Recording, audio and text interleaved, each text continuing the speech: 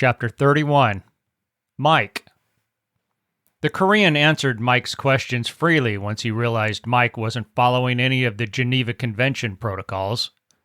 After he told his captors where the detention facility was located, the North Korean had crumbled, giving in to his fate and hoping cooperation would limit his discomfort.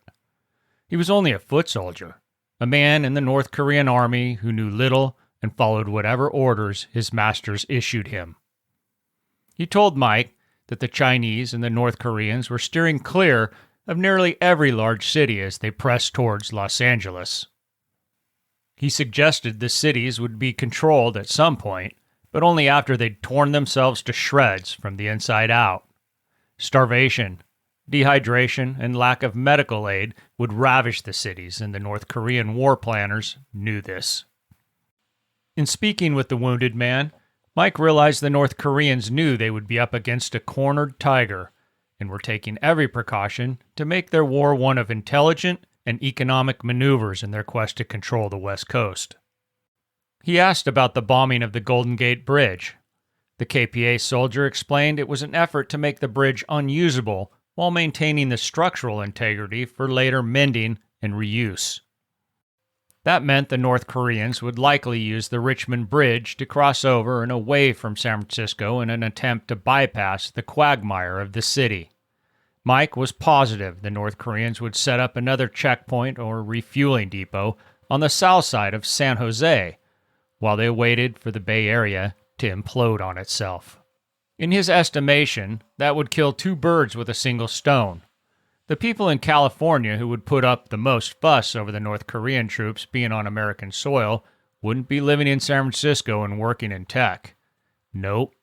They'd be living both to the north and east of the big city, and they'd be blue-collar types. Ranchers, truckers, and other men and women working in the trades.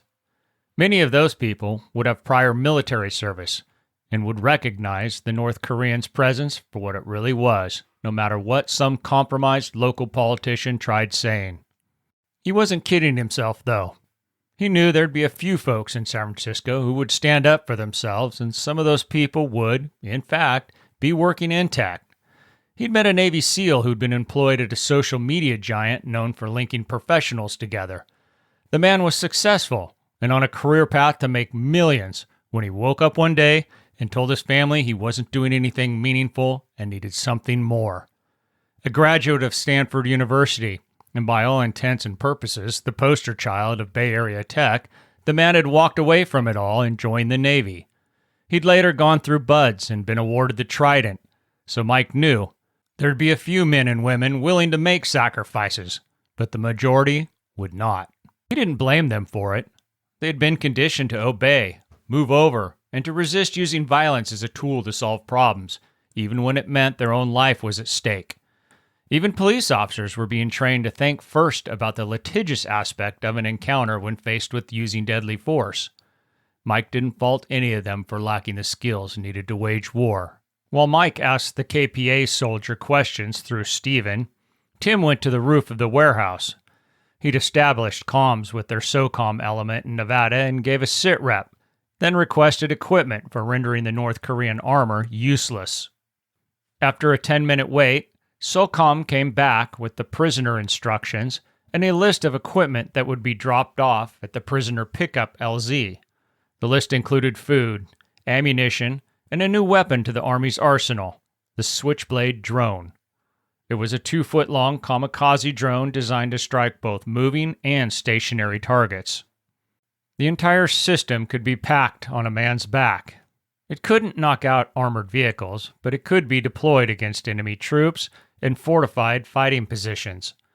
Tim knew the weapon system and had fired several, but not recently, and hoped they'd send instructions. He also requested, and got approval for, a significant number of explosives so they could integrate mines into their operations. The troubling part of his talk with SOCOM was the location of the pickup and drop-off LZ. Apparently, America was struggling with air superiority and wasn't willing to fly past the east side of the bay. If Tim wanted the weapons he'd asked for, he'd need to get the KPA soldier to Sacramento, which was over 80 miles away. Back down on the ground level, Tim sought Mike out, He'd finished up with the KPA man and was helping the wounded soul take a drink of water. "We're being asked to deliver this dude to Sacramento," Tim started, his face a mask of exasperation. "How the hell do we get to Sacramento, even without a wounded POW?" Mike looked up, ending the wounded KPA man's watering session. "Sac? What about our resupply?" Tim's eyebrows shot skyward. "That's what I'm saying. They won't fly into this area right now, but they'll land right in the middle of the state capital."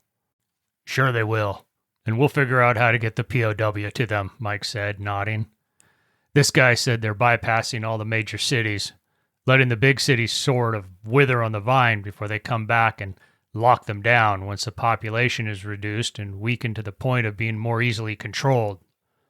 Darian sat on a Yeti cooler within listening distance, waiting for Cam. He leaned forward. "I told you guys I can get a boat," he reminded them. The two Green Berets looked towards Darian. He got to his feet and approached. "Won't be a big boat. Can't be a big boat. The bay's too shallow outside the slough," he continued. "Can you get to Sac on the water?" Mike probed, his expression changing from consternation to hope. Getting himself 80 miles across hostile territory was a feat in and of itself, but dragging a wounded man along was nearly impossible without some means of transportation. Mike knew there'd always be the chance of having a missile strike ruin their day, but he felt better about moving across the water instead of the roads. He surmised the roads were almost certainly being monitored by the enemy in some manner, whether by drone or satellite, so using them as a means of travel would only be inviting disaster. "I can get you to Sac," Darian said as Rostam pushed forward. "We've been to Sac, been all over the Delta. We know pretty much all those waterways. We've even tried going all the way to the Folsom Dam, but the water was too low and we had to turn back," Rostam added. Mike pulled out a map and laid it on the floor, tracing the various waterways with his finger as he tried understanding how they could use the different rivers, estuaries, and channels to move closer to Sacramento from Petaluma. Wordlessly, Darian squatted next to Mike and pointed out several blue lines on the map. "You said there might be a submarine in the bay?" "Yep," Mike answered. "I'm guessing we don't want them to see us." "You're guessing right," Mike affirmed. "Then we have to use a Sonoma slough here." Darian poked a dirty finger at an estuary east of the Petaluma slough. "We can get to the Napa River from there, hook up and around, and then drop out near the Carcanis Bridge. But then we're committed to being in some pretty open water for a while," he grimaced. Mike's interest was piqued when he saw Darian was thinking tactically. "Okay, then what?" Darian glanced up at Alex and Manny, who had crowded over the top of the two men conversing over the map's surface. "If it was before and I was trying to avoid being stopped by someone," Darian gave a little shrug, his eyes darting to the two cops and then back at the map, "I'd run straight through the center of the straits there, just playing it cool. But I'm thinking that might be a bad idea now." "Again, you're on point, Darian," Mike confirmed with a wry smile. "Continue." "Nighttime. We do all this during the night. Stay close to the shore in case we get the boat shot up and have to swim. The bay's super cold and you don't want to be in it for too long." Mike nodded seriously, thinking to himself that if they went into the water, the POW was awash and they'd be forced to leave him to drown. He looked at the legend on the side of the map and estimated the distance they had to travel in open water to be roughly 15 miles. "How fast is the boat you can get?" Mike asked, already roughing out a plan of execution, including run times. "How many of us are going?" "The two of us," Mike gestured to himself and Tim. "Your brother and the wounded dude, but we need room for the gear we're going to pick up for the return trip." "Not very," Darian answered laconically. Mike appreciated Darian's tacit personality, but now was not the time for brevity. It was the time to explain everything in detail. Instead of chastising Darian, he chose a different route. "What kind of boat are we talking about here?" "Older, flat-bottom aluminum job, outboard twin-cylinder engine. It does pretty good with the two of us in it, but 4 guys is going to be a lot slower." 10 knots? Mike posed. Darian shot Rostam a questioning look. "Like 10 miles an hour, probably. Maybe faster. Hard to say. Rostam said, rescuing his brother. Fuel? How much fuel to get back? Tim asked, addressing the real unanswered question of the hour. More than we can carry, Darian answered in his usual abbreviated and solutionless way. We won't make it out of the straits with the fuel the boat carries, so we'll have to grab some gas cans and bring them with us. That won't be enough either, so we'll have to scavenge fuel along the way, Rostam added, as if that was just the way things were done. Alex couldn't help snorting softly to himself. Sounds like something you've done before. Mike turned on him instantly. You got something to add, slap-ass? Nope, he answered through pursed lips. Turning back to the map, Mike pointed to the eastern edge of the straits. You sure you can navigate this at night and get us into the correct channel? Rostam bobbed his head. Oh yeah, we've done it 100 times. Won't be any lights, Rostam, Darian murmured. I mean, no shore lights. No reference points in the dark. You'll have to count channel openings. That's the only way unless you Army guys have a working GPS. The Green Berets did have a GPS, but the piece of gear hadn't been able to link to enough satellites to be of any use. Mike sighed. We'll count channels. Rostam thrust a hand at the map, pointed at the eastern edge of the straits where the delta waterways split like arteries winding their way in various directions throughout the East Bay area. Once we're into the narrower channel there, we can run during the day. No one will see us there. That whole area out there is mostly farmland until you get to Sac. Where's the boat now?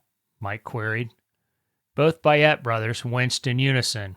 Up north of here a bit. We have to bring it past those bridge checkpoints, Rostam replied with a look that told everyone he'd do it, but it wasn't an ideal situation. Mike mulled that over for a second, then held a hand up to the solemn faces in the room. Not as bad a deal as you think. After what we did last night, I'm willing to bet these checkpoints are buttoned up pretty tight. They won't be worried about the waterways. They'll be looking out into the neighborhoods, and they'll be doing it from the inside of the APCs. They won't be able to hear the boat with the APC closed up and running. Cam walked up, his gear loose over his shoulder. What's going on? Darian chewed the side of his lip, looking torn. Before he could say anything, Mike met Cam's gaze. There's been a slight change of plans. Let's talk.